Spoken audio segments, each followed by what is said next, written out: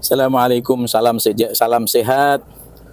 Qala Rasulullah sallallahu alaihi wasallam, umirtu an asjuda ala sab'ati a'dzumin alal jabhati wa asyara biyadi ala anfihi wal yadaini wa rukbati wa rukbataini wa atrafil qadamaini. Rawahu muttafaqan alaih. Diriwayatkan oleh seluruh rawi hadis. Rasulullah bersabda bahwa aku diperintahkan untuk bersujud di atas 7 anggota badan. Yang pertama adalah alal jabhati, yaitu di atas jidat, di atas kening. Dengan syarat ini ya, keningnya ini harus terbuka, tidak boleh ada sesuatu apapun yang menutup kening, kecuali ada udzur, misalnya rambut yang tumbuh di keningnya, atau ada perban yang tidak bisa dilepas, karena kalau dilepas nanti malah menimbulkan penyakitnya lebih parah. Kemudian syarat kedua untuk sujud dengan jidat atau dahi ini harus menyerahkan tumpuan kepala ini ke tempat sujud. Misalnya kepala ini beratnya 5 kilo, maka ketika sujud harus diserahkan 5 kilo. Tidak boleh ditahan-tahan. Kemudian Rasulullah melanjutkan sabdanya wa asyara biyadihi ala anfihi. Rasulullah memberikan isyarat tangannya kepada hidungnya. Seolah-olah berkata bahwa hidung tidak termasuk anggota sujud yang ikut sujud ya. Kemudian yang anggota badan yang ikut sujud yang kedua dan ketiga adalah wal yadaini, 2 tangan, artinya 2 telapak tangan.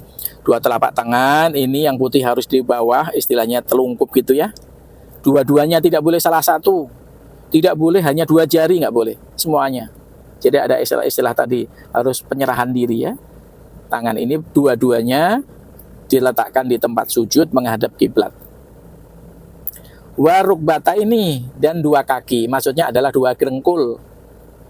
2 dengkul ini artinya adalah lutut. Lutut harus ikut menghadap kiblat bersujud. Itu harus dua-duanya, tidak boleh salah satu. Lututnya nggak boleh, harus dua-duanya. Wa atrafil qadamaini, yang ke-6 dan ke-7 adalah ujung dari telapak kaki, artinya jari-jari telapak kaki itu ikut bersujud, artinya ditekuk sedikit semuanya menghadap kiblat. Ini jika terjadi, beberapa kali saya lihat di masjid, di musola orang salat berjamaah itu kakinya terbang ke atas, tidak menyentuh ke bawah. Saya yakin dia tidak tahu, tapi karena masyarakat ini banyak yang bisa, banyak yang tahu, mestinya dia harus bertanya atau melihat.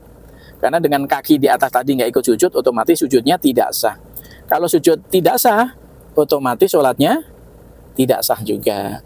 Khusus untuk kening, apapun yang kita kenakan, kopiah, baju, jubah, pakaian yang ikut bergerak ketika kita bergerak dalam sholat, itu tidak boleh disujudi, tidak boleh menutupi kening ketika bersujud, termasuk tadi rambut panjang anak-anak muda itu ya, kalau sholat kemudian rambutnya dikepakan ke belakang gitu, ternyata kita sujud turun lagi dia nyujutin rambut, otomatis sujudnya tidak sah.